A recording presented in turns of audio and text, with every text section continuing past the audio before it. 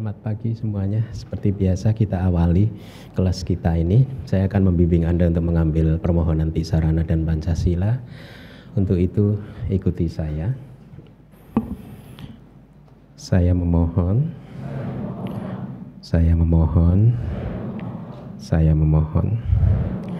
supaya buah dari perbuatan buruk apapun yang telah aku lakukan, baik melalui perbuatan, ucapan, dan pikiran, dapat terhindarkan, dan demi memperoleh jasa kebajikan yang akan memberikan limpahan kepada saya dengan umur panjang, kesehatan, kebebasan dari segala bahaya dan bencana. Saya merangkapkan kedua telapak tanganku, beranjali dan memberikan puja, menghormati dan bersujud penuh dengan kerendahan hati kepada Tiratana, Buddha, Dhamma, dan Sangha untuk kedua kalinya, untuk ketiga kalinya. Dan dengan perbuatan yang baik ini, melalui sujud yang luhur, semoga saya selalu terbebas dari 4 alam menyedihkan, 3 jenis malapetaka, 8 jenis keadaan yang tidak tepat, 5 jenis musuh, 4 jenis kemalangan, 5 jenis kehilangan, segala jenis penyakit, dan 62 pandangan salah, serta secepatnya mencapai jalan kebebasan, magga, buah, pala, dan dhamma mulia, yaitu nibbana. Ahang bante tisaranena saha Pancasilam dhammang yacami anugahang katwa silang teta me bante dutiyampi ahang bante tisaranena saha Pancasilam dhammang yacami anugahang katwa silang teta me bante tatiyampi ahang bante tisaranena saha Pancasilam dhammang yacami anugahang katwa silang teta me bante yamahang wadami tangwa teta. Namo tassa bhagavato arahato sama sambuddhassa.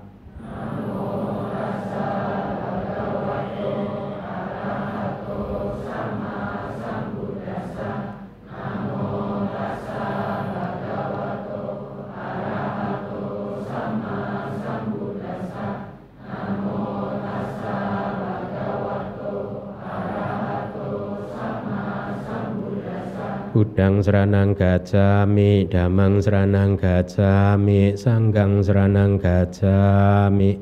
Buddhang saranang gacchami, dhammang saranang gacchami, sanghang saranang gacchami. Dutiyampi buddhang saranang gacchami, dutiyampi dhammang saranang gacchami, dutiyampi sanghang saranang gacchami.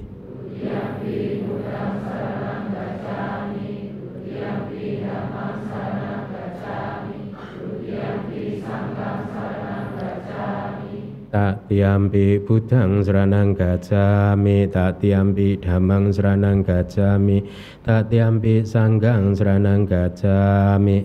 Tatiyampi Buddhang Saranang Gacchami, Tatiyampi Dhammang Saranang Gacchami, Tatiyampi Sanghang Saranang Gacchami. Ti sarana gahanang paripunnang Panatipata Weramani Sikkhapadang Samadhiyami. Panatipata Weramani Sikkhapadang Samadhiyami. Adinadana Weramani Sikkhapadang Samadhiyami.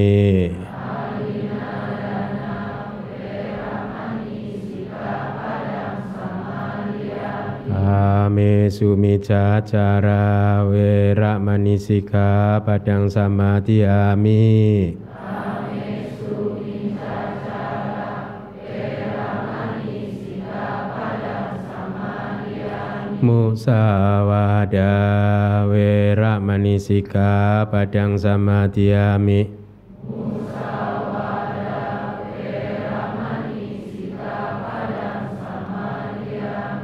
Suramera majak pamadadhana weramani sikkhapadang samadhiyami.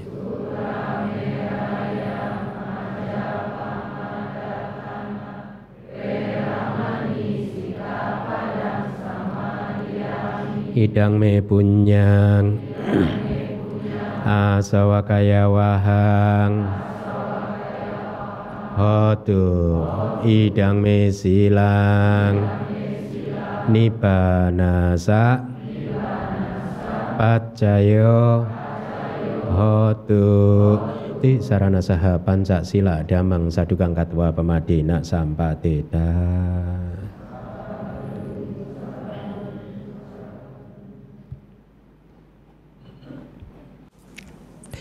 Baik, Bapak Ibu sekalian, para upasaka upasika sekalian, selamat pagi dan semoga Anda semua berbahagia. Ya, kita bertemu kembali untuk kembali mempelajari Dhamma. Mempelajari Dhamma itu hendaknya menjadi prioritas yang paling utama di dalam kehidupan ini, ya. Prioritas yang paling utama, nomor satu dibandingkan yang lain, bahkan dibandingkan misalkan dengan usaha-usaha Anda untuk bisnis-bisnis Anda, seharusnya belajar Dhamma tetap saja ditempatkan di tempat yang paling atas. Tetapi meskipun belajar Dhamma itu adalah hal yang paling utama, kenapa disebut paling utama? Karena sesungguhnya Dharma lah yang akan membuat Anda bahagia, bukan bisnis Anda. Bisnis kalau dikelola dengan cara yang adharma, yang bertentangan dengan dharma, tentu juga tidak akan bisa menghasilkan kebahagiaan buat Anda. Tapi sebaliknya, kalau Anda mengelolanya dengan pengetahuan dharma yang baik, maka tentu saja dharma itu sendiri akan menjadi tempat berlindung buat Anda, pelindung Anda. Ya, Anda akan mengerti bagaimana lebih mengutamakan kedamaian hati, kebahagiaan daripada kompetisi yang hanya akan membuat batin bergejolak, daripada perselisihan, daripada memunculkan emosi-emosi yang negatif. Ya, petunjuk-petunjuk untuk lebih mengutamakan hal-hal yang penting, hal-hal yang bermanfaat itu bisa Anda dapatkan dari Dhamma, ya, dari belajar kemudian Anda melatihnya, Anda mengamalkannya, ya. Nah, saya semakin hari menjadi semakin berbesar hati, semakin bersemangat di dalam membabarkan Dhamma, karena merasa saya sudah mendapatkan satu komunitas yang siap untuk mendengarkan Dhamma, ya. Bahkan pada saat saya harus mengajarkan, menyampaikan apa-apa yang ada di dalam kitab suci yang terkesan rumit, terkesan sulit, Anda pun sudah siap untuk mendengarkannya. Itulah yang membuat saya kemudian berbesar hati, semoga saja apa yang kita lakukan ini tentu saja tidak hanya membuat diri kita sendiri berbahagia, tetapi juga umat Buddha lain yang tidak sempat datang ke DBS juga ikut bisa mendengarkan ceramah Dhamma ini, mengembangkan kebijaksanaannya, dan kemudian dari kebijaksanaan yang berkembang ini lalu mereka bisa juga memperbaiki kualitas kehidupannya, lebih bisa mempertahankan kedamaian hati, menghindari perselisihan, pertengkaran dan lain sebagainya, ya. Kebahagiaan mereka semakin meningkat, ya. Karena apa? Karena apa yang kita lakukan di sini kan kita masukkan di YouTube kan. Jadi semua umat Buddha yang bisa berbahasa Indonesia dimanapun mereka berada akhirnya bisa mengakses ini. Makanya apa yang kita lakukan ini baik, tidak hanya baik buat diri kita sendiri, juga baik buat agama kita, ya, untuk mendapatkan satu pemahaman dharma yang kokoh gitu. Beberapa hari yang lalu ada salah satu umat, kalau tidak salah dari Surabaya, datang kepada saya dan menyampaikan cerita bahwa ada non-Buddhis yang kebetulan saja, ini mungkin karena jalinan karma dari masa lalu, secara kebetulan mereka mendengarkan ceramah saya, dan yang menarik adalah yang mereka dengarkan adalah tentang hukum karma, dan yang kedua tentang Manggala Sutta. Wah, pas saya pikir. Kenapa saya katakan pas? Karena ajaran-ajaran di sana itu kelihatan sekali kan, ya, universalnya itu terlihat sekali gitu. Jadi memang pas. Itulah ajaran Buddha. Memang sesungguhnya saya selalu menyebutnya Buddhisme itu adalah ajaran yang universal. It doesn't have any concern dengan apa yang dinamakan agama yang mengkotak-kotakkan diri, tidak. Kita ajaran yang universal. Nah, oleh karena itu kembali lagi, ajaran yang universal ini akan memberi modal kepada kita untuk bisa damai dan bahagia, akan memberikan petunjuk yang pasti tentang bagaimana kita mengelola kehidupan kita ini.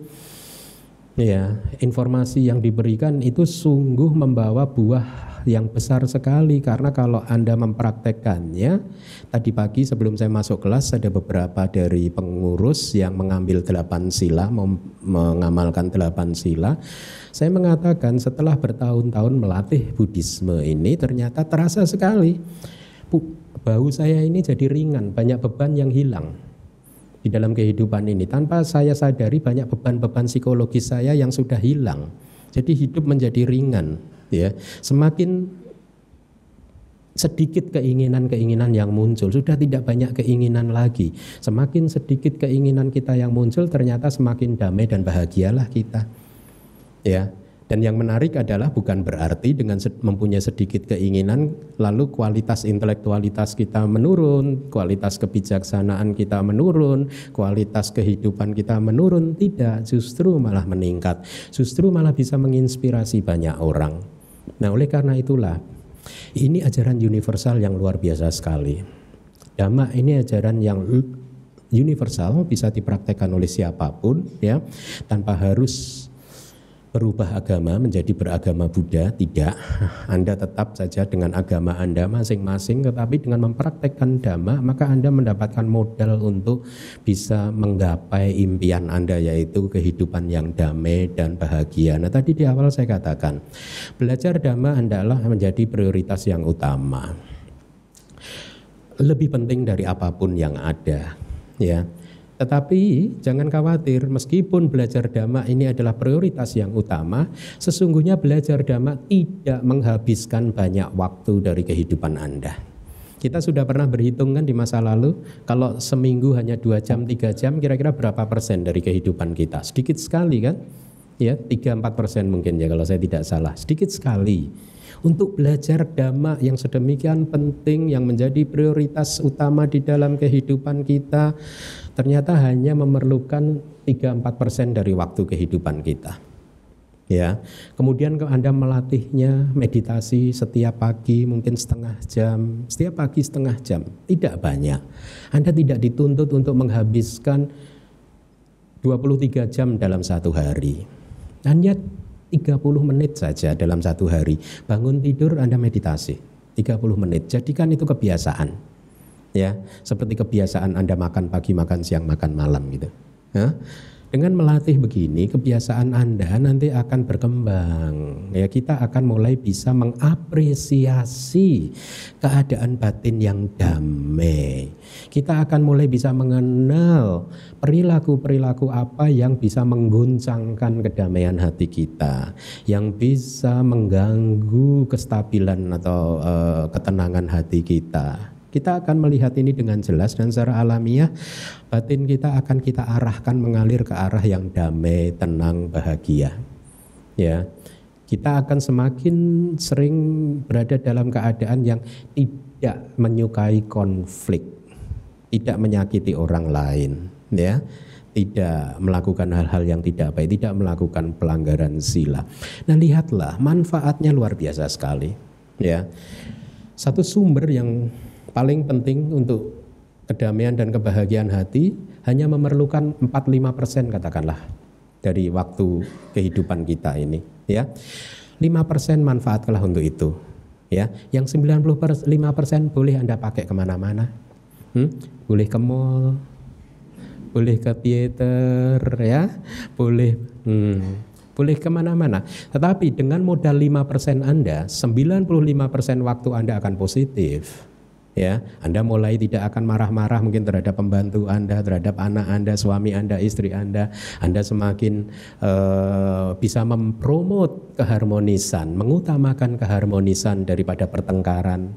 Ya, jadi kehidupan kita akan menjadi semakin positif. Nah, mari kita masuk ke materi kelas kita kali ini, yaitu kelas yang kedua tentang parami. Minggu lalu sudah saya sampaikan kenapa disebut parami atau kesempurnaan, karena mereka yang melatih ini adalah manusia yang utama, manusia yang berbudi luhur, manusia yang baik. Hendaknya kita mempunyai sadda yang tinggi. Kalau di masa lalu para bodhisatwa saja mempraktekkan parami ini, dan semua yang mencapai arahat itu juga mempraktekkan parami-parami ini. Hendaknya kita mempunyai sadda dengan berpikir dengan logika yang sederhana, berarti parami ini adalah sesuatu yang baik yang mulai hari ini saya akan berkomitmen untuk menyempurnakannya, untuk mempraktekannya. Saya ingin mengikuti jalur mereka yang telah menjadi Buddha, makhluk-makhluk mulia tersebut. Saya ingin mengikuti jalur mereka yang telah mencapai kesucian arahat. Dulu di masa-masa awal waktu sebelum saya ke Myanmar, kan saya sempat belajar di India. Sebagai seorang Buddhis yang baru pada waktu itu masih punya keraguan, benar tidak sih aliran-aliran ini adalah aliran atau ajaran yang saya butuhkan. Masih ada keraguan waktu itu kan. Ya, jadi ini jauh sebelum saya ke Myanmar untuk belajar Dhamma. Saya sempat belajar juga di Dharamsala di India, di komunitas Tibet itu. Tetapi kemudian ada satu logika sederhana yang muncul di dalam pikiran saya. Saya melihat His Holiness Dalai Lama, seorang manusia yang baik seperti ini saja, ya, yang sangat baik. Dalai Lama itu sangat baik, ya. Saya pernah menghadiri kelasnya itu selama mungkin 1,5 bulan, diajar beliau setiap hari gitu. Saya merenung gitu, manusia yang sebaik ini saja hormat loh kepada Buddha. Logika sederhana kan? Ini berarti Buddha ini luar biasa ini gitu. Kalau tidak luar biasa, mana bisa manusia sebaik beliau hormat, memuji Buddha. Sehingga akhirnya sadar, saya perlahan-lahan saya mulai membuka diri terhadap hal-hal yang berkaitan dengan Dharma, hingga singkat cerita sampailah ke hari ini. Jadi logika sederhana inilah juga yang hendaknya Anda pakai untuk meningkatkan sadda Anda. Tanpa sadda Anda tidak akan bisa melatih parami juga, ya. Karena sadda, keyakinan itu ibaratnya adalah tangan buat seseorang. Seseorang kalau sudah mempunyai tangan, maka dia bisa melakukan pekerjaan tangan apapun. Kalau yang tidak mempunyai tangan, maka dia tidak bisa melakukan hal-hal yang sulit gitu. Dengan sadda kita bisa melakukan hal-hal yang sulit. Dengan sadda Anda bisa mempraktekkan kesempurnaan parami yang pertama, yang minggu lalu sudah kita kupas. Nah, kembali disebut parami karena mereka yang mempraktekannya itu adalah manusia yang unggul, yang berbudi luhur, manusia yang utama, ya. Atau dibalik juga bisa menjadi seperti ini, kalau Anda ingin menjadi manusia yang berbudi luhur, maka praktekkanlah parami. Ya.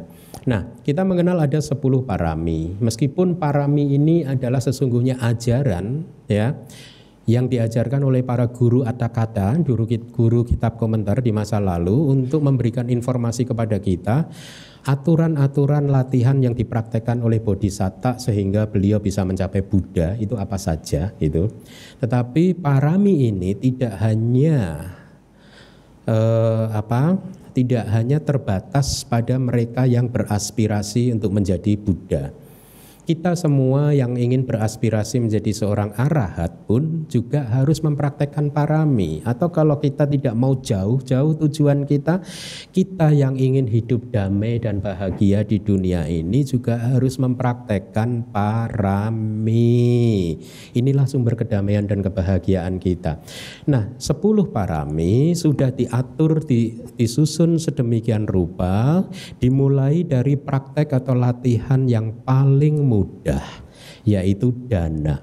Tetapi minggu lalu saya sudah mendemonstrasikan kepada Anda, dana kalau tidak diperkuat dengan latihan berikutnya yang disebut sila, maka dana Anda akan berada di dalam bahaya. Betul. Memang dana itu adalah perbuatan baik. Efek dari dana adalah memproduksi kehidupan yang nyaman, membuat Anda mungkin terlahir sebagai makhluk yang kaya raya, hidupnya nyaman. Tetapi kan hanya terlahir sebagai makhluk. Makhluknya apa? Ini kan yang ditanda tanyakan kan? Betul tidak? Seseorang kalau seperti Robin Hood mencuri kemudian berdana, kalau karma mencurinya itu memproduksi kelahiran kembali, akan terlahir kembali sebagai, katakanlah, di alam yang rendah, sebagai binatang. Ya. Tetapi karena dia dulunya di kehidupan lampaunya itu sering berdana, maka meskipun jadi binatang, dia hidupnya enak. Betul tidak? Ada kan? Anda memelihara binatang nggak? Pet? Kucing? Anda pelihara kan? Kucing Anda di rumah hidupnya enak nggak? Nggak enak, Bante. Saya usir-usirin terus, Bante. Kucing yang Anda pelihara kan hidupnya enak. Coba bandingkan dengan kucing liar yang hidupnya di alam terbuka, anjing liar yang hidupnya di alam terbuka, yang mereka harus bertengkar hanya untuk berebut makanan, tidak seperti binatang peliharaan Anda yang hidupnya nyaman. Ya, Anda renungkan kalau Anda mempunyai binatang peliharaan di rumah. Oh, kamu dulu jago berdana ya sepertinya. Cobalah renungkan.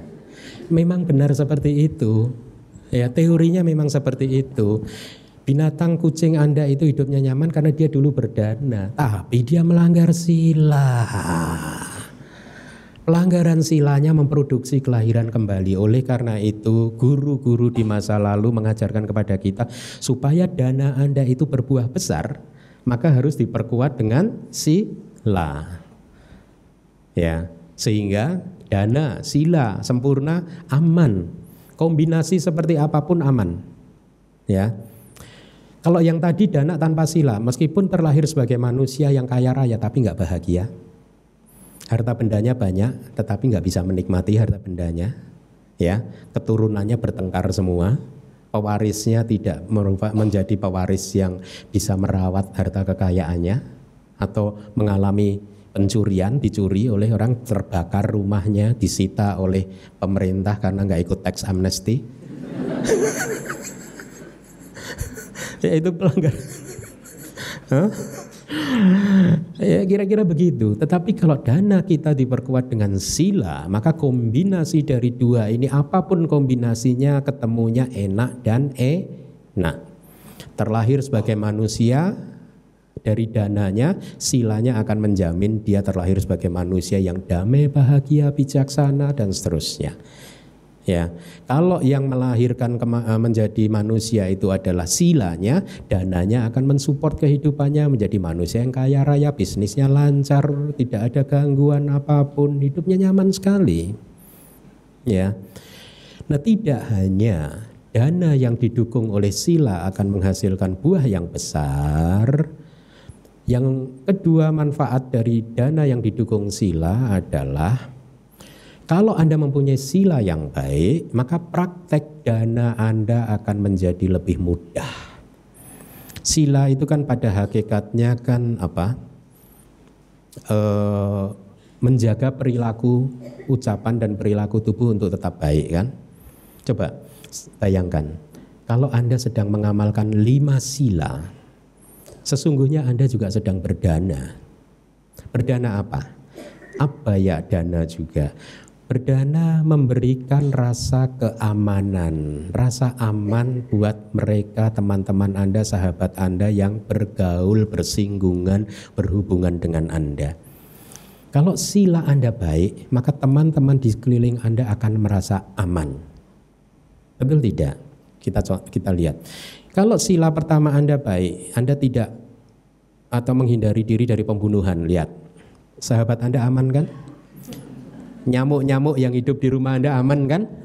Bahkan nyamuk pun Anda tolong. Anda memberikan rasa aman kepada nyamuk. Betul tidak? Semut, kecoa di rumah Anda aman kan? Aman tidak? Kenapa aman? Kenapa nyaman? Anda sedang berdana tanpa rasa takut. Memberikan rasa tidak takut kepada mereka. Itu dana juga. Minggu lalu sudah kan kita kupas ya. Salah satu dari 3 bentuk dana, yang satu adalah abaya dana, memberikan rasa aman, tidak memberikan rasa ketakutan. Ya. Dengan menjaga moralitas Anda yang pertama, tidak membunuh, tidak hanya binatang aman, teman sahabat Anda aman. Kalau Anda mengamalkan sila yang kedua, tidak mengambil sesuatu yang Anda tidak diberikan kepada Anda secara formal atau tidak mencuri, lihat, partner bisnis Anda aman. Ya kan? Enak loh, bisnis sama dia loh. Dia orangnya jujur, nggak pernah bohong. Kalau yang sana itu dia bilang ini untungnya cuma 10 rupiah, padahal 10 juta. Nggak aman bisnis sama dia, ntar dibohongin terus gitu. Ya, jadi Anda memberikan rasa aman lagi. Sila yang ketiga jelas. Kalau Anda menjaga menghindari perzinahan, maka teman-teman Anda akan rela memperkenalkan istri suaminya kepada Anda.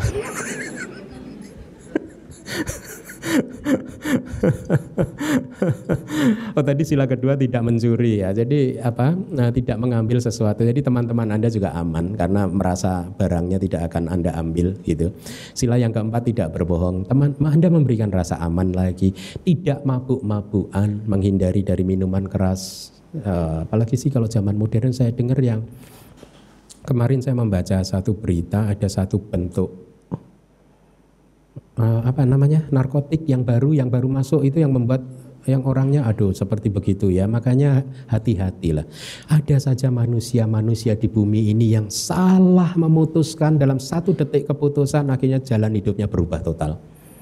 Hati-hati ya. Sila itu penting. Jangan sekali-sekali mencoba ya untuk melanggar sila yang kelima ya. Seringkali kan seseorang berpikir, apa salahnya saya melanggar sila kelima? Saya ke night club juga pakai uang saya sendiri.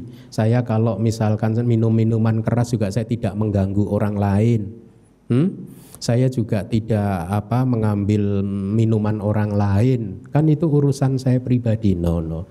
Tidak ada yang saya rugikan, akan selalu ada yang Anda rugikan.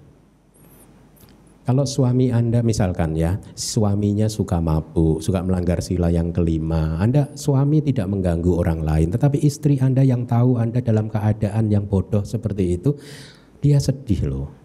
Kok suami saya jadi bodoh begini ya? Gitu.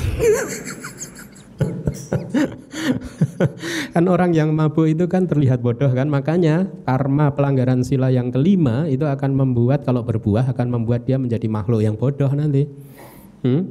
Karena dia sendiri yang membuat dirinya sendiri bodoh gitu. Nah, jadi akan selalu ada orang yang merasa terancam dengan pelanggaran-pelanggaran sila itu.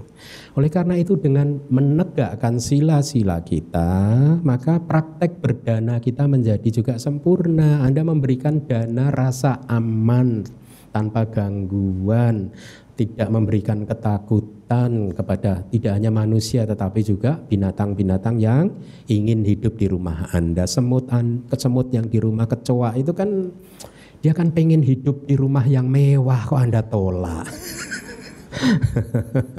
Tidak ya, Anda kan tidak membunuh ya, menghindarkan mereka ya bagus, asal tidak membunuh begitu. Rumah bebas dari kecoa tidak salah, asal kecoanya tidak bebas dari kecoa itu tidak berasal dari dibunuh semua, pembantaian ya. Nah, jadi urut-urutan di dalam parami sudah dibuat sedemikian rupa sehingga latihan yang paling mudah ditempatkan pertama, kemudian latihan berikutnya itu mendorong supaya latihan yang sebelumnya itu menjadi sempurna dan berbuah besar. Mari kita lihat lagi. Kita lanjutkan, moralitas. Kenapa sila itu ditempatkan setelah dana? Alasannya karena sila memurnikan donatur dan juga yang menerima. Ini alasan yang sangat bagus sekali. Ya, kalau Anda berdana disertai dengan sila, maka Anda sendiri murni, dana Anda murni, dan yang menerima juga murni. Dalam artian apa? Bebas dari perasaan kadang ada seseorang berdana, menerima dana, tetapi merasa direndahkan. Ya, merasa direndahkan. Seseorang yang memberi sesuatu itu memberi dengan sikap yang merendahkan mereka yang menerima, sehingga mereka yang menerima dana tersebut menjadi tidak nyaman. Hatinya yang tadinya tidak ada kilesa jadi muncul kilesanya. Ya, kasihan. Ya, kita harus menjaga diri kita, ucapan kita, perbuatan kita supaya ucapan dan perbuatan kita tidak memunculkan kilesa di arus batin orang lain. Meskipun benar bahwa kita masing-masing itu adalah lahir dari karma kita sendiri, tetapi kita mempunyai tanggung jawab dan kewajiban untuk menjaga ucapan dan perilaku kita supaya orang yang berada di sekitar kita juga merasa nyaman, tenang, damai dan bahagia. Ya. Dana memberi manfaat untuk penerima, itu sudah jelas. Kemudian sila mencegah donatur untuk tidak merendahkan dan menyengsarakan mereka yang menerima. Ya. Si penerima juga merasa aman kalau Anda memberi sesuatu yang ditopang oleh sila. Ya, bandingkan dengan seseorang yang berdana hasil dari pelanggaran hukum. Ya, kalau dia ketangkap KPK, yang menerima juga kena KPK nanti. Loh, saya kan menerima dana saja KPK. Salah saya apa? Kan saya menerima, dia dana kepada saya. Enggak bisa. Itu dana yang kamu terima hasil dari korupsi. Ya, kena lagi. Jadi Anda bukannya berdana untuk berbagi kebahagiaan, malah Anda berbagi penderitaan. Gitu. Ya. Nah, dari 10 parami, urut-urutannya kan yang pertama apa? Dana. Yang kedua apa? Sila. Yang ketiga nanti minggu depan kita akan pelajari adalah nekama. Jadi rumusnya kembali sama. Sila Anda yang diperkuat dengan nekama. Nekama itu nikama nangkama. Nekama itu artinya meninggalkan kemelekatan atau pelekatan terhadap kenikmatan-kenikmatan panca indera. Melepaskan kenikmatan-kenikmatan panca indera. Itu nekama artinya. Jadi sila Anda yang ditopang dengan nekama nanti yang minggu depan akan kita pelajari akan berbuah besar. Kenapa berbuah besar? Ya, karena kalau misalkan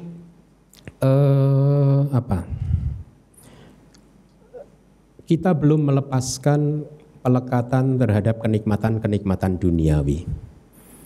Kita masih melekat kepada harta benda kita. Kira-kira kita bisa berdana dengan baik tidak? Mungkin bisa berdana dengan baik, tetapi sebelum berdana dikotori oleh pikiran yang tidak baik. Seperti anak muda kemarin, yang merah, yang hijau, yang biru, koin saja. Ya kan, kotor kan? Jadi dananya tercemar sudah sebelum. Atau bahkan pada saat seseorang berdana, ya, kalau tidak diikuti oleh pelepasan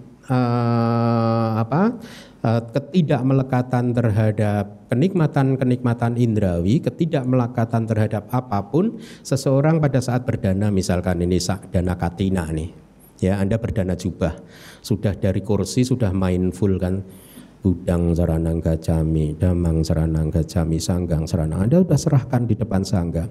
Pada saat mau diserahkan adalah, loh kok bukan Bante Keminda gitu.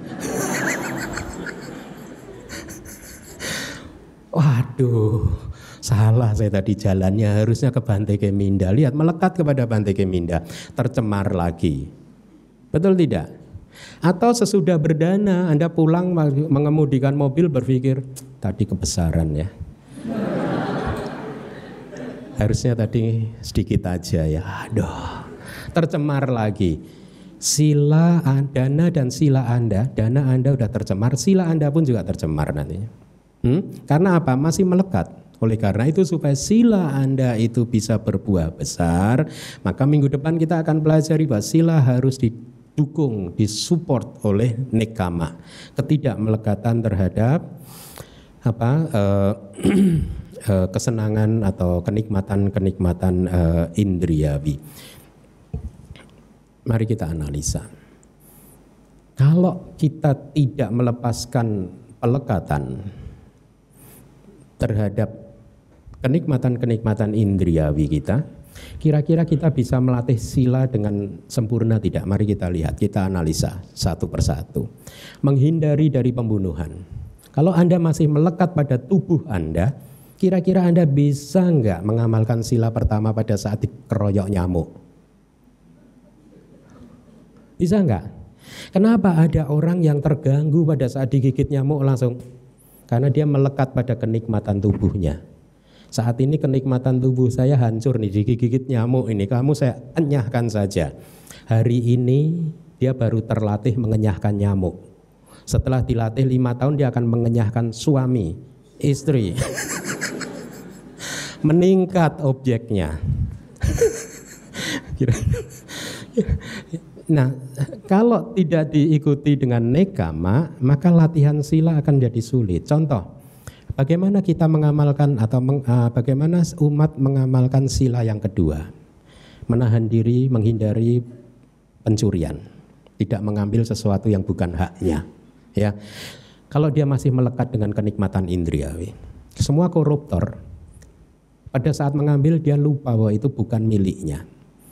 Kenapa dia mengambil uang yang milik rakyat sebut? Karena dia ingin menikmati kepuasan-kepuasan indriawinya, semuanya. Pelanggaran sila terjadi karena tidak ada nekama. Kalaupun mempunyai kalaupun seseorang yang tidak melatih nekama masih bisa mempertahankan silanya, tetap saja silanya tidak berbuah besar karena akan ternoda dengan pikiran-pikiran yang tidak baik. Begitu ya, jadi analisa sila yang lain juga bisa Anda pikirkan. Misalkan sila yang ketiga, kenapa terjadi pelanggaran sila yang ketiga? Karena orang yang melanggar sila yang ketiga masih melekat kepada kenikmatan panca inderanya. Oleh karena itu dengan melatih parami yang ketiga yang minggu depan kita pelajari, maka sila kita akan menjadi lebih sempurna lagi. Sila harus didukung oleh nekama supaya buahnya besar. Ya, karena apa? Sila yang didukung oleh nekama berarti silanya murni. Sebelum berdana batinnya murni, berbahagia pada saat berdana batinnya juga murni, bebas dari kotoran batin. Setelah berdana pun juga begitu. Dia akan merenungkan kembali, saya bersyukur telah mendapatkan kesempatan untuk berdana. Satu kesempatan yang sulit sekali untuk bisa didapatkan. Ya, kalau Anda mempunyai sesuatu yang didanakan, tapi tidak mempunyai objek yang menerima persembahan dana Anda, maka Anda tidak bisa melakukan kebajikan atau parami yang pertama, yaitu dana. Ya, jadi kira-kira seperti itu. Mari kita lihat selanjutnya, panya dan karuna. Panya adalah kebijaksanaan, karuna adalah welas asih, belas kasih, kewelas asihan gitu. Ini adalah seperti ibaratnya dua sayap spiritual, seperti dua sayap dari seekor burung. Kebijaksanaan dan compassion, belas kasih ya. Dengan kebijaksanaan kita bercerita tentang bodhisatta dulu. Dengan panya, bodhisatta mencapai kebudaannya, tetapi dengan belas kasih beliau membantu makhluk lain untuk tercerahkan. Dengan panya kita melatih sila untuk menghindari pembunuhan dan seterusnya. Dengan belas kasih kita tidak hanya menghindari pembunuhan, tetapi juga menyelamatkan makhluk hidup yang nyawanya terancam. Itu karena cinta dan belas kasih kita. Dengan kebijaksanaan kita menghindari pencurian, tapi dengan belas kasih kita mempraktekkan misalkan berdana. Ya. Jadi kira-kira seperti itu. Ada dua sayap spiritual yang harus kita kembangkan supaya kita bisa berkembang secara spiritual, bisa meningkat kualitas kehidupan kita, kedamaian dan kebahagiaan kita, yaitu panya dan karuna. Belas kasih saja cukup tidak, Bante? Bukankah belas kasih bagus? Bagus, tetapi bisa saja belas kasih menjadi sumber penderitaan. Minggu lalu sudah saya sampaikan cerita tentang anak muda yang membantu kepompong.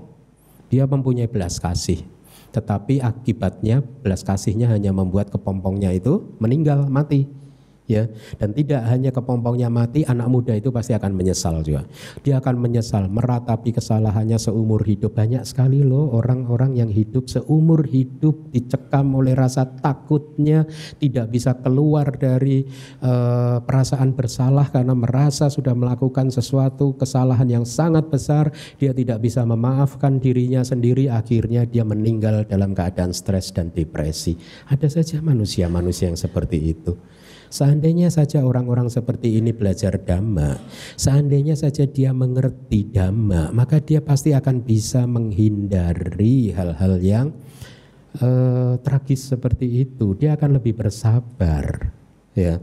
Dia akan bisa mengelola permasalahan-permasalahan di dalam kehidupannya sehingga menghindarkan dia dari keputusan-keputusan yang fatal seperti itu, ya. Nah, jadi panya dan karuna adalah dua sayap yang hendaknya kita kembangkan secara bersama-sama. Ibaratnya burung yang mempunyai dua sayap yang berkembang secara sempurna, maka burung tersebut akan bisa terbang dengan sempurna juga. Ya. Dengan kebijaksanaan, Bodhisatta memahami penderitaan orang lain. Dengan belas kasih, beliau membantu meringankan dan melenyapkan beban penderitaan mereka. Jadi ini teladan-teladan yang hendaknya kita contoh, yang hendaknya kita tiru, ya, bahwa hidup kita tidak hanya untuk kita sendiri, tetapi juga untuk menolong orang lain, karena sesungguhnya itulah sumber kebahagiaan kita. Saya tanya, harta benda Anda, tabungan-tabungan Anda bisa Anda bawa setelah sampai kehidupan yang berikutnya tidak? Bisa tidak? Banknya bisa dibangun di setelah kelahiran ini lagi enggak? Ceknya masih berlaku enggak di kehidupan setelah ini? Dana, uang Anda, kekayaan Anda bisa dibawa untuk melampaui kehidupan ini tidak? Bisa. Caranya gimana? Didanakan semua. Itulah tabungan Anda. Kata-kata Buddha di satu sutta, saya lupa sutanya. Kira-kira Buddha berkata seperti ini. Ibaratnya ada rumah yang sedang terbakar, maka semua tempayan yang ada di rumah itu yang ikut terbakar sudah tidak bisa digunakan lagi. Hanya tempayan yang tidak ikut terbakar yang masih bisa digunakan. Ya. Nah, demikian pula Buddha berkata, kita semua ini setiap hari terbakar juga. Ibaratnya rumah yang sedang terbakar. Kita ini terbakar oleh usia tua, terbakar oleh rasa sakit, terbakar oleh kematian. Ya. Kita semua terbakar. Semua harta benda kekayaan kita yang sudah kita gunakan untuk memuaskan nafsu-nafsu, untuk mencari kenikmatan-kenikmatan panca indera sudah tidak bisa dipakai lagi setelah kita meninggalkan kehidupan ini. Karena mereka adalah, harta benda tersebut adalah seperti ibaratnya tempayan yang sudah terbakar. Udah nggak bisa Anda pakai lagi. Tetapi semua uang Anda yang Anda danakan, yang Anda pakai untuk membantu orang lain, yang Anda pakai untuk berbuat kebajikan apapun itu juga, itu adalah ibaratnya tempayan yang tidak ikut terbakar, yang nanti akan bisa Anda manfaatkan lagi di kehidupan yang berikutnya. Jadi kalau Anda ingin convert semua tabungan Anda menjadi tempayan yang tidak terbakar, berlatihlah dana.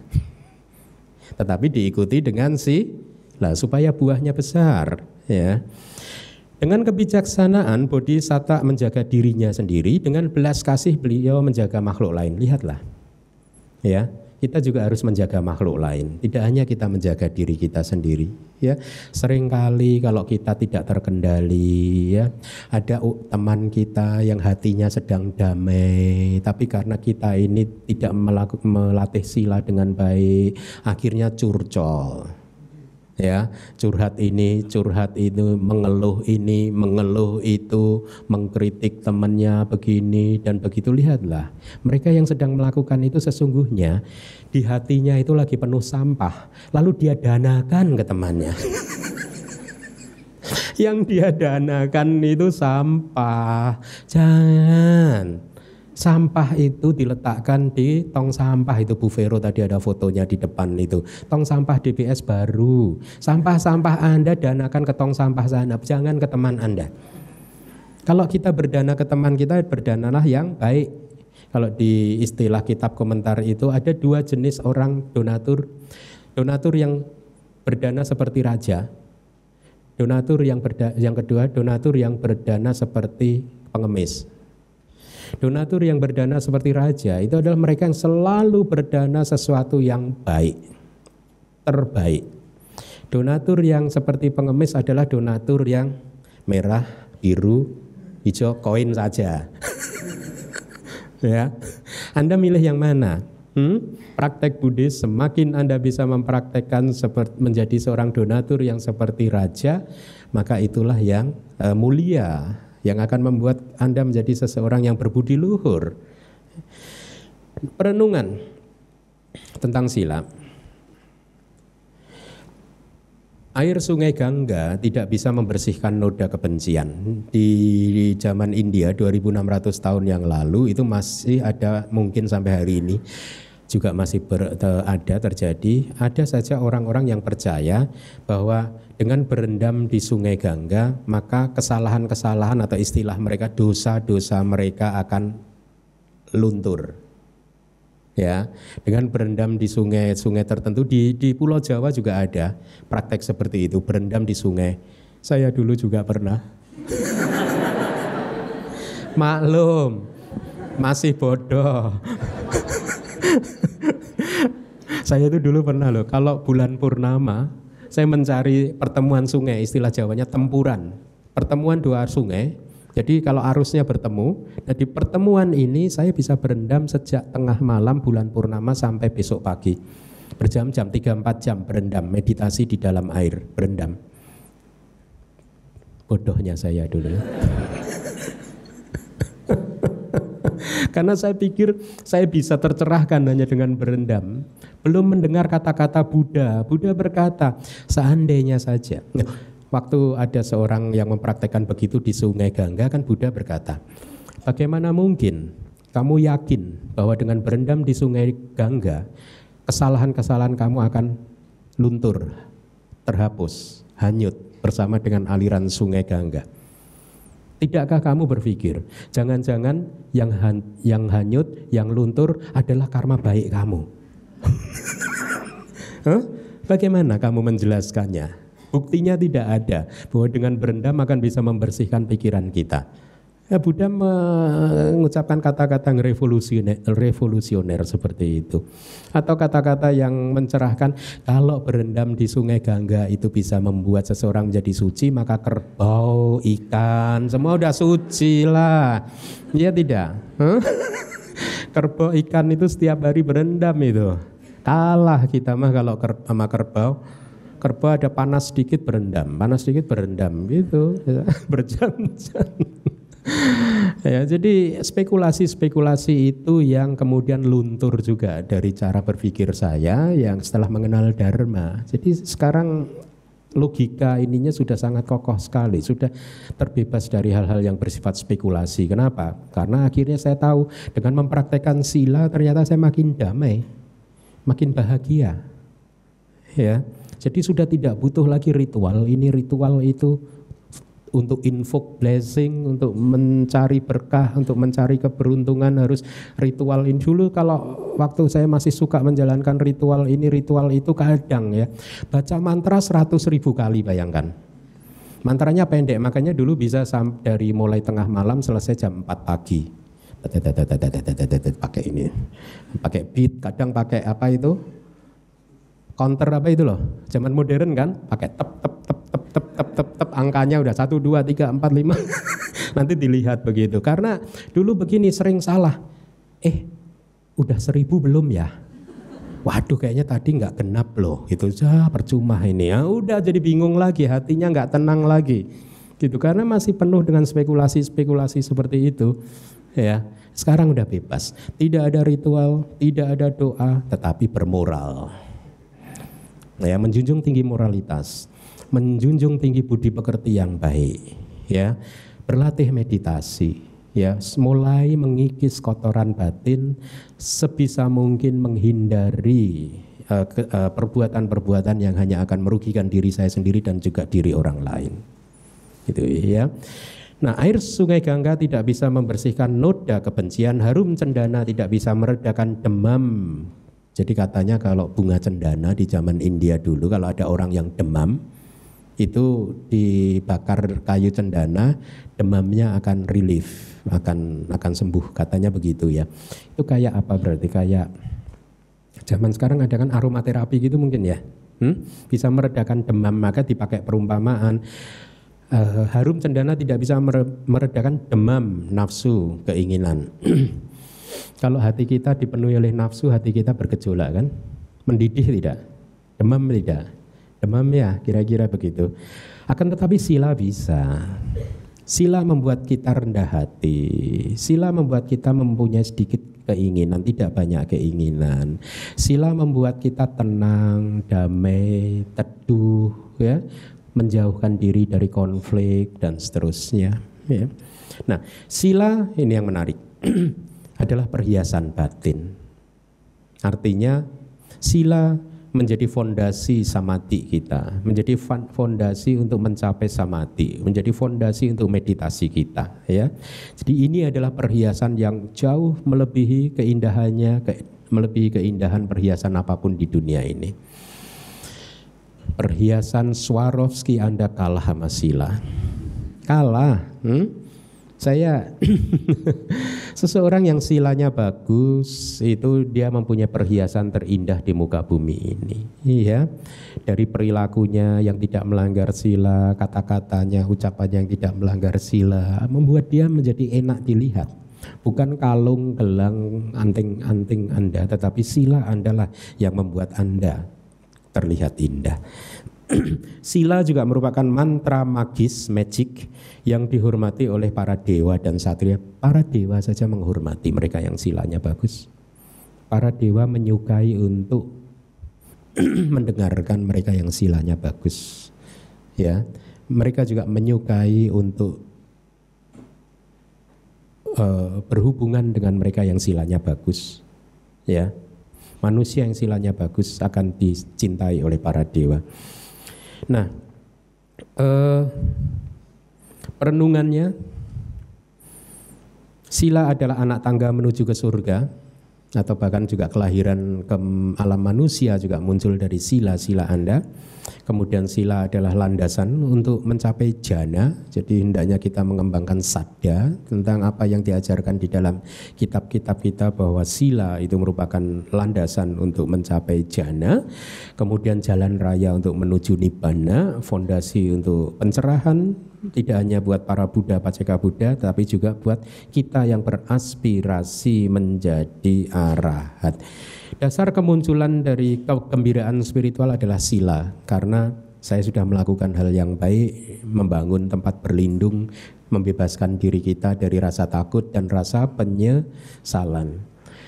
Kalau Anda melanggar sila, mungkin saat ini Anda berpikir bahwa tidak ada salahnya melanggar sila, tetapi akan ada saja momen-momen tertentu, bisa saja nanti muncul di masa depan di mana akhirnya Anda akan menyesali pelanggaran tersebut. Ya, oleh karena itu, kalau Buddha sedang mengajarkan winaya kepada para biku, Buddha mengucapkan kalimat-kalimat seperti ini misalkan. Murnikanlah sila kita, bahkan Jangan sampai melanggar pelanggaran yang sekecil apapun, kira-kira begitu. Jadi pelanggaran sekecil apapun jangan sampai dilakukan. Ya, itulah nasihat-nasihat Buddha. Ya.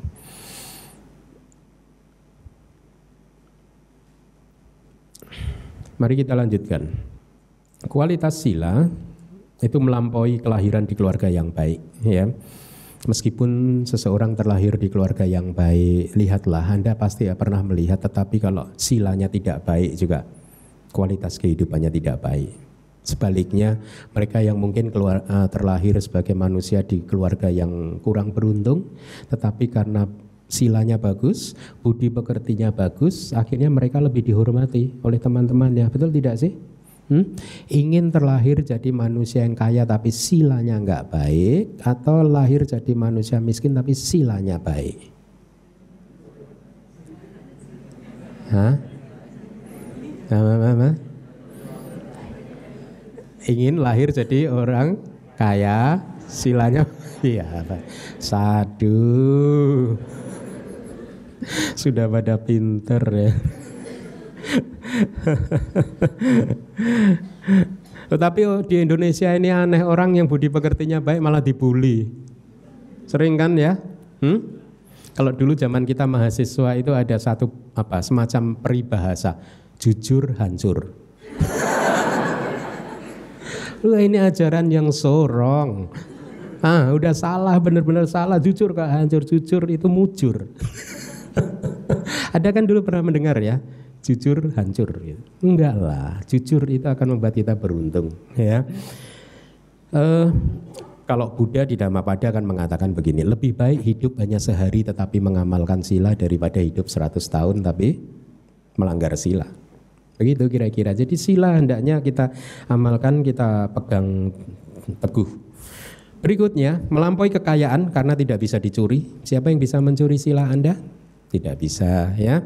Tidak seperti kekayaan, sila mengikuti kita bahkan hingga ke kehidupan-kehidupan berikutnya. Tadi sudah saya sampaikan, ya.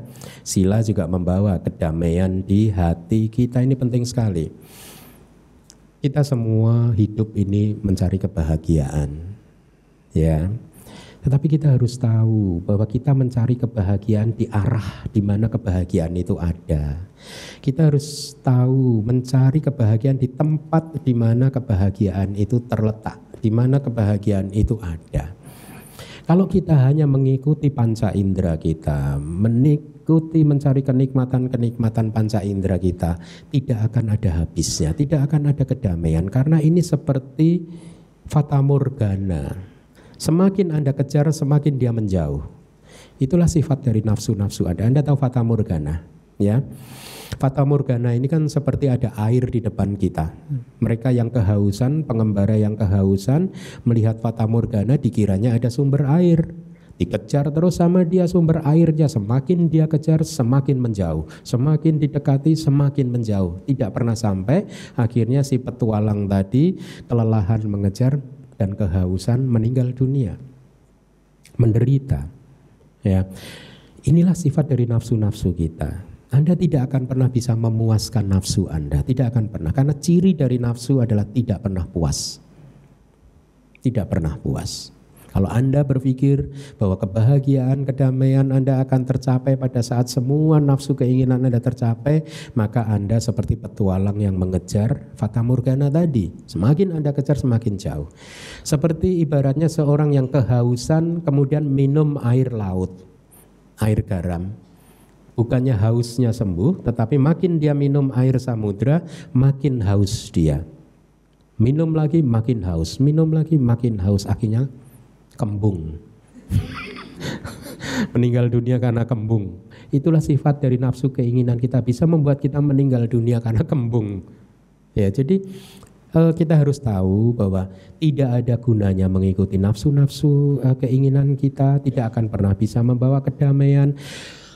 Oleh karena itu kita harus tahu bahwa mengejar kedamaian dan kebahagiaan hati di tempat yang bisa ditemukan adalah mengejar kedamaian dan kebahagiaan hati secara spiritual. Memperbaiki cara berpikir kita, meningkatkan kebijaksanaan kita dengan cara memahami Dhamma. Karena Dhamma itu memberikan informasi kepada kita untuk memahami kehidupan ini secara objektif. Pada saat Anda memahami kehidupan ini secara objektif, maka ada kedamaian di sana. Mereka yang hatinya sedang mendidih, bergejolak, tidak bahagia, tidak damai adalah mereka yang belum bisa melihat sesuatu secara objektif.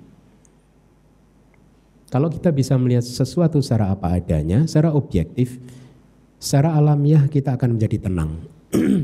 Pada saat kita sedang berhadapan dengan masalah, kita tenang, sabar, karena kita tahu bahwa masalah ini sementara saja, besok juga lenyap. Ya, kita tidak gelisah karena segala sesuatu itu tidak kekal.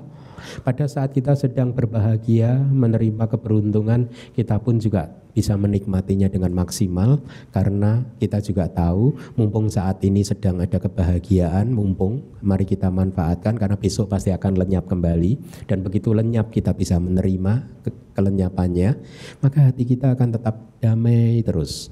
Oleh karena itulah pengetahuan Dhamma yang memberikan informasi-informasi tentang kehidupan ini secara objektif, itulah yang sesungguhnya menjadi sumber kedamaian dan kebahagiaan hati kita.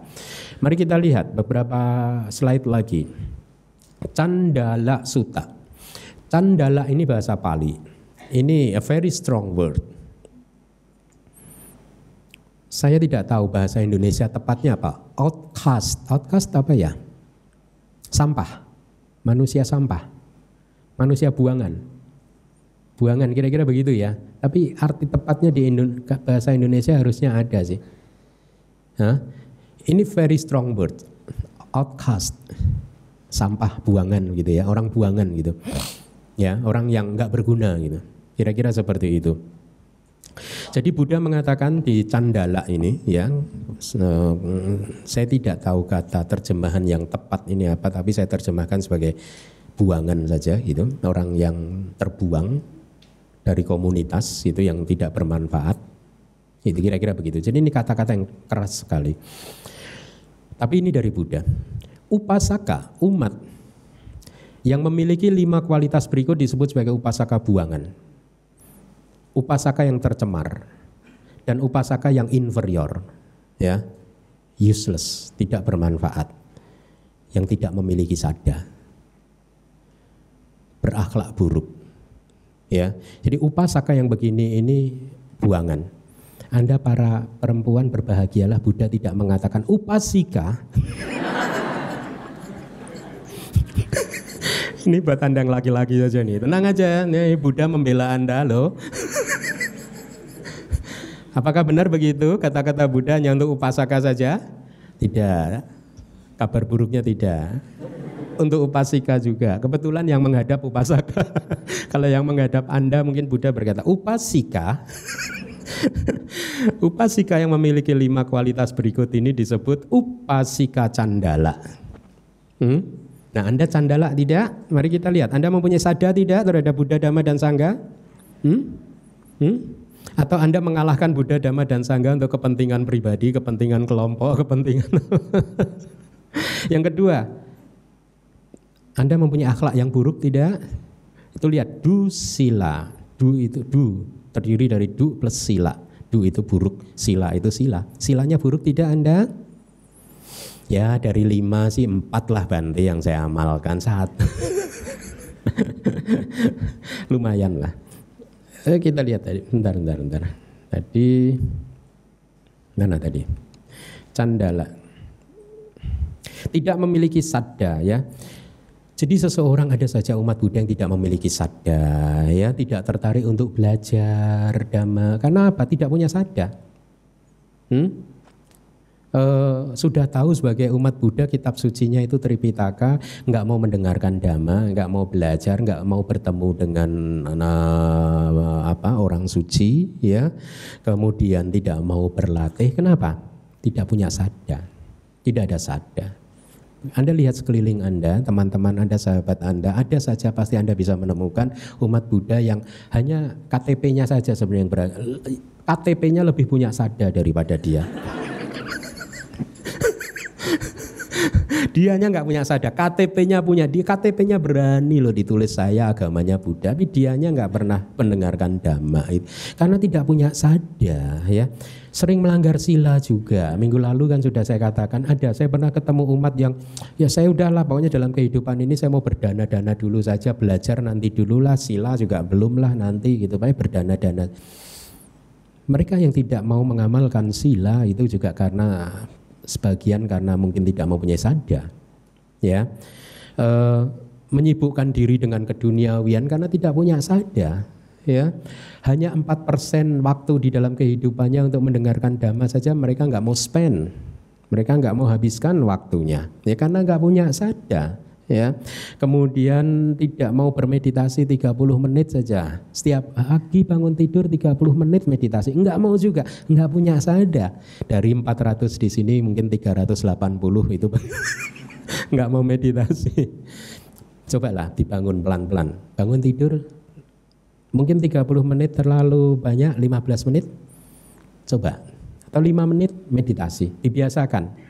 Ya, sebelum memulai aktivitas apapun, bangun tidur, bersih-bersih tubuh, kemudian bermeditasilah. 5 menit mungkin akan beneficial juga. Akan memberi buah yang besar juga. Coba praktekkan kebiasaan-kebiasaan yang baik, dibangun. Bermeditasi itu seperti kita dulu kalau masih muda suka fitness itu kan. Iya kan? Suka apa? Misalkan Anda suka push up. Anda yang dulu awal-awal push up, mau push up 5 kali aja pegel semua kan? Iya tidak?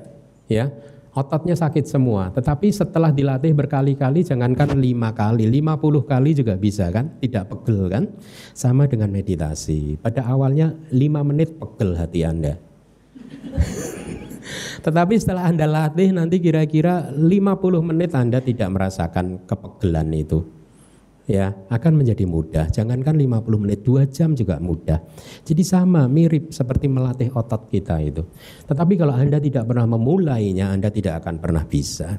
Di ruangan ini sudah banyak yang tadinya tidak bisa meditasi, sekarang sudah bisa meditasi, duduk 1 jam, 2 jam. Bukan hal yang mustahil, Anda pun pasti bisa. Ya, cobalah, mumpung lahir jadi manusia, mau kapan lagi? Itu kucing itu nggak bisa meditasi loh. Mumpung sekarang jadi manusia. Ya. Nah, tidak mempunyai sada karena menyibukkan diri atau bahkan sombong, ya. Apa sih, buat apa belajar Dhamma? Saya lihat teman saya yang belajar Dhamma juga begitu-begitu saja. Janganlah, ya kita menilai dari kacamata kita sendiri. Kita tidak pernah tahu kualitas teman kita kan, ya. Kalau di dalam teks itu disebutkan suka menghadiri festival-festival besar apa ya gitu ya, kira-kira begitu. Ya, menyukai kemasyhuran, tidak menyukai belajar dan berlatih. Mari kita lanjutkan. Yang ketiga, kualitas candala adalah, nah ini, mempercayai ritual dan keberuntungan. Ini dari Buddha. Dari Buddha. Kotuhala manggalika, seseorang yang mencari mengutamakan manggala, keberuntungan dan ritual. Kalau Anda seperti ini mementingkan ritual dan mencari keberuntungan di luar Dhamma, maka Anda apa? Saya tidak mengatakan.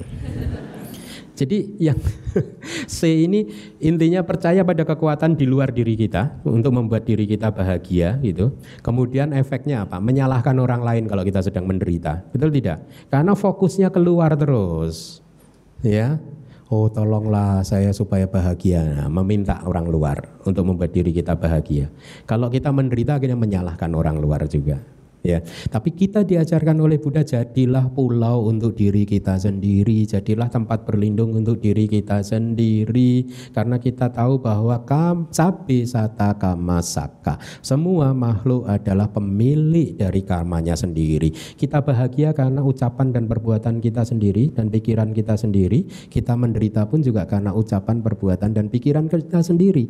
Oleh karena itu kita harus tahu ucapan, perbuatan, pikiran yang seperti apa yang bisa membuat kita menderita atau bisa membuat kita bahagia. Nah, untuk mendapatkan informasi itu datanglah di kelas Pariyati Sasana. Setiap hari Minggu informasinya diberikan. Ya. Nah, mari kita lanjutkan lagi. Yang D ini, percaya pada keberuntungan, bukan pada kama. Anda sekarang bahagia itu kenapa? Ya karena kemarin saya ke itu. Kan kemarin saya puak-puak Bante. Puak-puak terus hasilnya dibacanya begini. Atau apa ciamsi ya. Mencari objek yang layak untuk menerima persembahan di luar ajaran, di luar dhamma, dan melakukannya terlebih dahulu di sana, lebih mengutamakan sesuatu yang objek yang non dhamma, ya, yang di luar ajaran maksudnya, ya. Jadi itu adalah candala. Tapi di sutta tersebut Buddha juga mengatakan umat permata, umat yang bukan candala, ya, umat yang upasaka paduma, umat yang seperti teratai, ya, atau upasaka ratana, umat yang seperti berlian gitu, adalah umat yang kebalikannya dari tadi, yaitu yang mempunyai sada, ya, mengamalkan sila, tidak mempercayai ritual dan keberuntungan, percaya pada bekerjanya hukum karma, bahwa segala sesuatu yang menimpa diri saya adalah karena buah dari perbuatan saya sendiri, kemudian hanya mencari objek persembahan di dalam ajaran Buddha saja, ya, tidak di luar. Kita lanjutkan melatih sila, ya, bisa dilatih dengan mengembangkan kecenderungan kita terhadap pemurnian. Ya, ini adalah kata lain dari mengembangkan, kalau Anda yang sudah belajar Abhidhamma, mengembangkan faktor mental yang disebut hiri. Rasa malu untuk berbuat jahat. Ya, malulah status saya sudah baik, aktif di Dhamma Wihari Buddhist Studies, malulah. Apalagi saya sudah mendapat kaos merah itu, seragam, malulah. Itu kayak Aling itu ada kaos merah. Jadi mengembangkan rasa malu itu dengan merenungkan diri kita sendiri. Seseorang seperti saya yang berpendidikan tinggi, yang berstatus sosial baik, memakai seragam Dhamma Wihari, kok masih suka marah-marah, kok masih suka melanggar sila, kok masih suka melakukan hal yang tidak baik. Jadi dengan merenungkan diri kita sendiri, maka kita akan cenderung bisa mengembangkan kebiasaan untuk mengamalkan sila. Menghindari rasa malu, mengembangkan rasa malu untuk berbuat jahat, untuk berbuat hal-hal yang tidak baik. Itu yang dimaksud. Cara kita melatih sila pertama dengan mengembangkan hiri. Rasa malu, ya, tiap hari, tiap minggu datang ke sini kok masih melanggar sila, gitu. Ya, apa kata dunia nanti? Ya, kira-kira begitu. Kita bisa mengembangkan sila dengan mengembangkan otapa. Otapa itu adalah takut untuk berbuat jahat, takut, ya. Dengan cara apa? Makanya kita mengambil sila di depan Bante kalau bisa. Itu, dengan mengambil sila di depan anggota sangga, kita sesungguhnya sedang meminta anggota sangga tersebut sebagai saksi. Bante Keminda, hari ini saya telah mengambil sila 8 sila, gitu.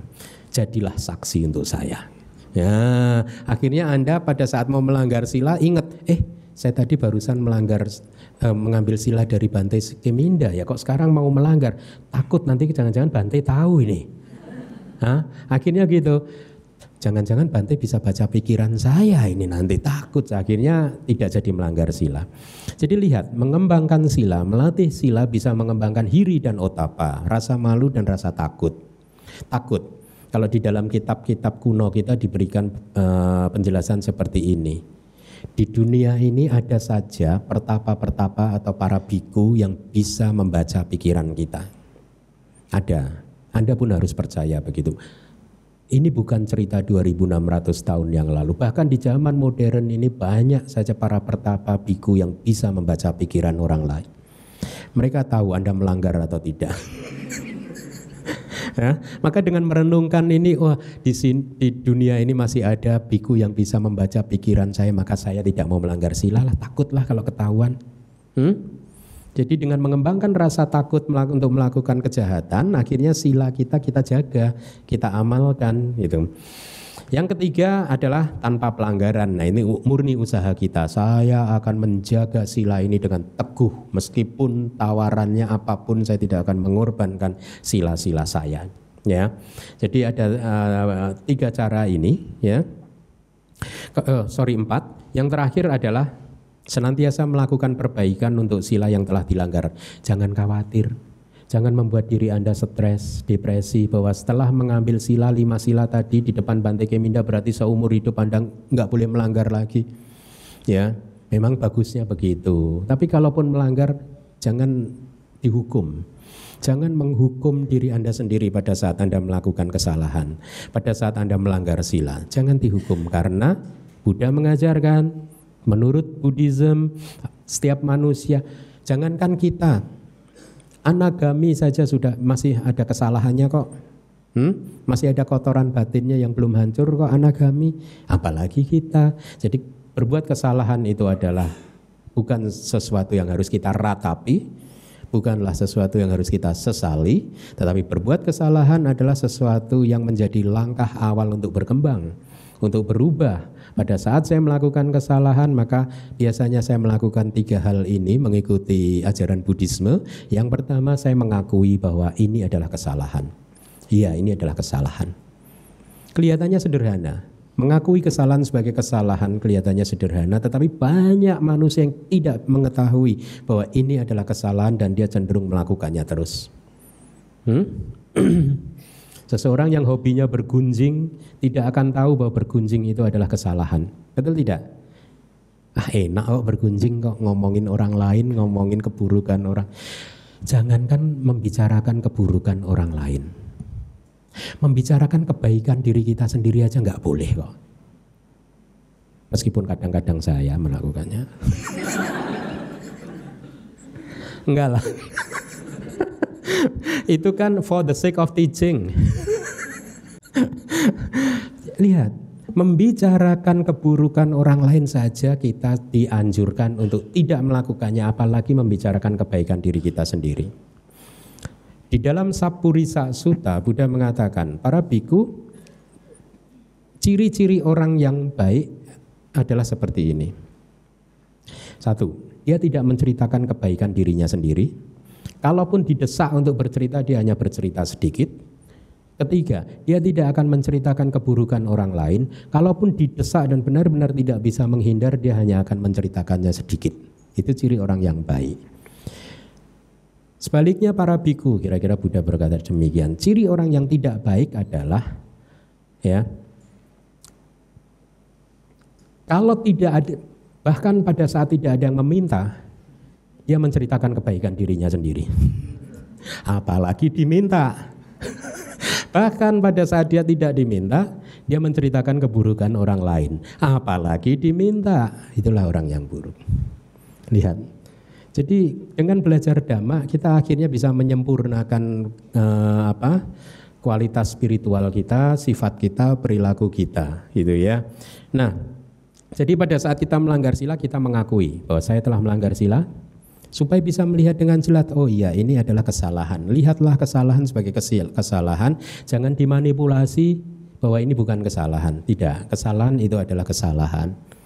Dengan mengakui bahwa saya telah melakukan kesalahan, maka kebijaksanaan berkembang. Ya. Kemudian yang kedua adalah memaafkan diri kita sendiri. Sudah maafkan saja, emang kita lagi salah kok. Tidak perlu kita menghukum diri kita. Kalau kesalahan yang kita lakukan berhubungan dengan orang lain, ya kita meminta maaf kepada orang tersebut. Ya. Kalau tidak ada hubungannya dengan orang lain, ya pada saat masuk di kamar merenung, ya, Bante Keminda, saya maafkan diri kamu atas kesalahan yang telah kamu perbuat. Selesai problemnya, selesai. Ya tapi kan kesalahannya udah terjadi, nanti kalau berbuah bagaimana? Jangan dirawat. Karma itu sifatnya seperti benih, biji tanaman. Anda menanam biji mangga, kalau Anda tidak sirami biji mangga tersebut, maka bijinya tidak akan berbuah. Bijinya akan busuk. Semua karma buruk Anda kalau tidak Anda sirami, tidak Anda rawat, tidak Anda beri pupuk, maka dia hanya menjadi biji karma buruk. Makanya jangan pernah menyirami karma buruk. Menyirami karma buruk itu bagaimana, Bante? Salah satunya dengan menyesal. Oh, menyesal saya kemarin melakukan kesalahan. Suburlah biji karma buruknya. Ya, bebaskan diri Anda, hidup Anda dari penyesalan-penyesalan tersebut. Nah, jadi saya rasa kita cukup akhiri sampai di sini karena waktu ya. Minggu depan kita lanjutkan lagi pelajaran kita, dan semoga apa yang sudah disampaikan bisa bermanfaat buat Anda. Terima kasih. Ya, selamat siang Bante. Bante, saya mau bertanya ya. Kalau menurut saya kan pelajaran Dhamma itu dari Sang Buddha itu biasanya urutannya mulai dari yang paling mudah sampai yang paling sulit. Misalnya praktek Dhamma, praktek sila, praktek bawana. Itu kan mulai dari yang paling mudah ke yang paling sulit gitu. Terus kalau Pancasila, 5 sila, itu juga dari sila pertama sampai kelima itu mulai dari latihan yang paling mudah mungkin sampai yang paling sulit gitu. Tapi kalau menurut saya pikir dan analisa, sepertinya sila keempat berbohong itu kayaknya lebih sulit daripada sila kelima gitu Bante. Karena mungkin kita menemukan ada saja orang yang dia tidak pernah mabuk-mabukan selama hidupnya mungkin, tapi kan sungguh sulit menemukan orang yang mungkin gak berbohong gitu sepanjang hidupnya. Jadi kira-kira itu logikanya, analisanya urutan keempat dan kelima itu bagaimana ya menurut Dhamma ajaran Buddha gitu? Iya. Ya, itu pertanyaan. Terima kasih. Saya tidak pernah menemukan teks yang mengatakan bahwa Pancasila itu disusun sedemikian rupa dari urutan paling mudah menuju ke urutan yang paling sulit. Tidak pernah ketemu penjelasan yang seperti itu, ya. Jadi kita tidak bisa mengatakan bahwa sila yang pertama adalah yang paling mudah untuk dipraktekkan, kemudian sila yang kelima adalah paling sulit. Tidak ada. Saya belum pernah ketemu. Jadi khusus untuk urut-urutan sila seharusnya, karena saya tidak pernah menemukannya, baik daripada saat saya belajar S1 maupun S2, tidak pernah ada dosen-dosen yang mengajarkan seperti itu, ya. Jadi saya berkesimpulan bahwa urutan sila tidak ditentukan berdasarkan kemudahan prakteknya, ya. Jadi tapi ada informasi seperti ini. Sepertinya di sepanjang perjalanan Bodhisatta, gitu, dari 5 sila hanya ada 1 sila yang dipegang teguh oleh Bodhisatta. Yaitu apa? Sepanjang perjalanan meniti karir sebagai Bodhisatta, ada 1 sila dari 5 sila yang tidak pernah dilanggar selama 4 asangkaya dan 100.000 kapa. Sila apa? Sila keempat. Bodhisatta itu jujur, tidak pernah berbohong sepanjang karirnya. Kadang-kadang masih bisa melakukan kesalahan pelanggaran sila 1, 2, 3, dan 5, tetapi sila keempat itu dipegang teguh. Itu ada di salah satu kitab komentar, ya, saya lupa ada di mana, tetapi dulu waktu belajar di S1 dulu ada pelajaran seperti ini. Jadi kejujuran itu penting sekali. Kita juga harus mengambil teladan dari kenyataan bahwa bodhisattva benar-benar menjaga sila yang keempat, maka kita harus mencontoh mereka, mencontoh beliau. Pasti ada alasannya, ya. Kejujuran membuat dunia berputar dengan positif. Ketidakjujuran membuat dunia dibangun berdasarkan manipulasi-manipulasi tertentu. Ya, akhirnya dunia dibangun dengan kebohongan-kebohongan, akhirnya semakin menjauhi kebenaran. Semakin jauh dari kebenaran, maka semakin jauh dari kedamaian dan kebahagiaan. Jadi kira-kira begitu, Ibu. Saya tidak pernah membaca urut-urutan itu sebagai urutan kemudahan menuju ke yang sulit. Ya. Saya mau bertanya, kalau sila kelima kan mabuk-mabukan. Menghindari diri dari minuman keras, bermabuk-mabukan. Kalau misalkan merokok itu termasuk nggak ya? Terus mohon dijelaskan untuk yang atas sila. Kenapa? Lebih dijelaskan lebih mendalam biar lebih ngerti gitu. Oh, I see. Ya, terima kasih. Merokok itu Jadi ini kontroversi. Ada perbedaan pendapat artinya. Ada yang mengatakan merokok tidak secara spesifik dikatakan sebagai pelanggaran sila. Ya. Itulah mengapa di luar negeri ada saja biku yang merokok. Anda akan ketemu biku-biku yang merokok itu. Ya. Karena menurut mereka merokok itu tidak merupakan pelanggaran winaya apapun, gitu ya. Tetapi ada biku lain yang memegang teguh bahwa itu adalah juga merupakan pelanggaran. Kenapa? Karena pada prinsipnya kita melatih sila ini kan kita mengikis tanha. Tanha itu adalah nafsu keinginan. Merokok itu adalah disebut sebagai rasa tanha. Nafsu keinginan untuk menginginkan rasa yang enak di lidah terus. Gitu. Pada saat seseorang merokok itu dikategorikan sebagai seseorang yang sedang memuaskan rasa tanhanya. Tanha terhadap rasa-rasa tertentu, sensasi tertentu, sehingga ini detrimental. Sehingga ini tidak bermanfaat, kontraproduktif untuk perkembangan spiritual. Sehingga ada biku yang mengatakan itu juga merupakan pelanggaran. Gitu ya. Nah, buat umat apakah itu pelanggaran atau tidak, Anda melihat saja apakah itu merugikan diri Anda sendiri atau orang lain, prinsipnya seperti itu. Kalau Anda, rumus sila ini sebenarnya kan begini. Sila ini adalah aturan alamiah, pakati. Aturan alamiah yang bekerja di dunia ini yang dengan prinsip sederhananya begini. Saya tidak ingin melakukan sesuatu yang apabila sesuatu tersebut dilakukan oleh orang lain terhadap saya tidak suka. Kira-kira begitu, ya. Jadi kalau misalkan seseorang merokok di tempat umum misalkan, kira-kira mengganggu orang lain tidak? Nah, berarti dia melanggar sila. Tapi kalau merokok di kamar sendiri kan nggak melanggar sila, Bante.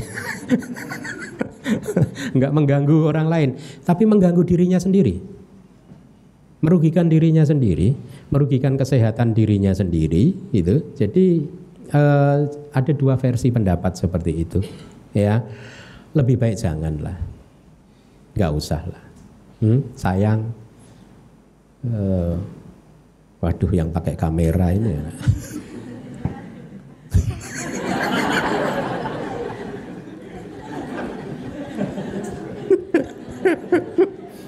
Komang langsung mumpet. Saya pernah berkata gitu, satu rokok sekarang satu bungkus berapa sih?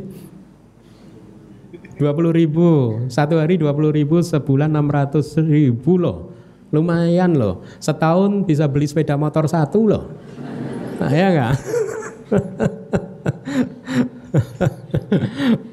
Jadi kira-kira begitu, Ibu ya. Kemudian yang kedua, sila ke-8 atau kadang disebut sebagai uposata sila, uposata, ya,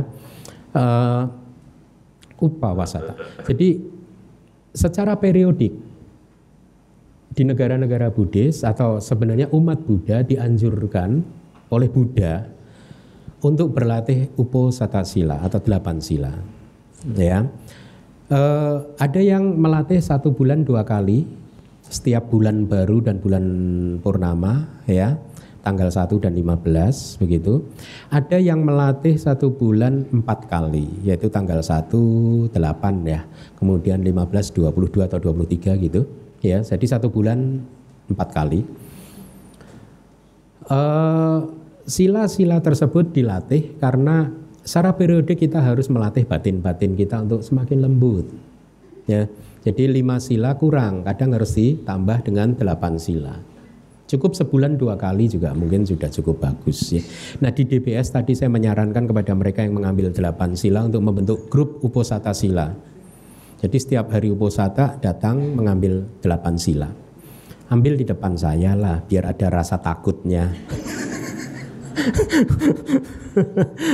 Saya sudah menyarankan bikinlah grup uposata gitu. Jadi bisa saling mengingatkan dan mengambil sila uposata bersama-sama. Ada 8 sila, Bu, ya. Dari 5 sila sama semua kecuali sila yang ketiga. Kalau di 5 sila, sila ketiga kan menahan diri dari perzinahan kan. Kalau di sila yang 8 sila atau uposata sila itu menahan diri dari abrahmacharya, perilaku yang tidak suci. Brahmacharya. Praktek yang tidak suci yaitu, ya ini kosakata saya terbang. Saya nggak tahu ini kata-kata. Ada yang bisa menjelaskan ke saya? Saya kalau bicara ini susah ini. Tahu ya Brahmacharya ya? Tahu? Saya tidak tahu, sulit mengucapkannya. Perilaku yang tidak suci, ya, praktek yang tidak suci gitu. Secara periodik aja lah, sebulan 2 kali 4 kali, selebihnya boleh. Total terhadap siapapun perilaku itu harus dijaga gitu kan, tidak hanya perzinahan gitu. Kemudian yang keempat dan kelima kan sama ya. Yang nomor 6 itu wikala bojana weramani, menghindari atau menahan diri untuk tidak makan di waktu yang salah, tidak makan di waktu yang tidak tepat. Waktu yang tidak tepat itu ya secara mudahnya aja akhirnya kita tentukan jam 12. Sebenarnya ada perhitungannya kan, di zaman India itu kan penanggalannya jamnya itu memakai sistem matahari. Matahari kan bergeser terus. Nah kalau kita jam ini kan udah nggak digeser-geser.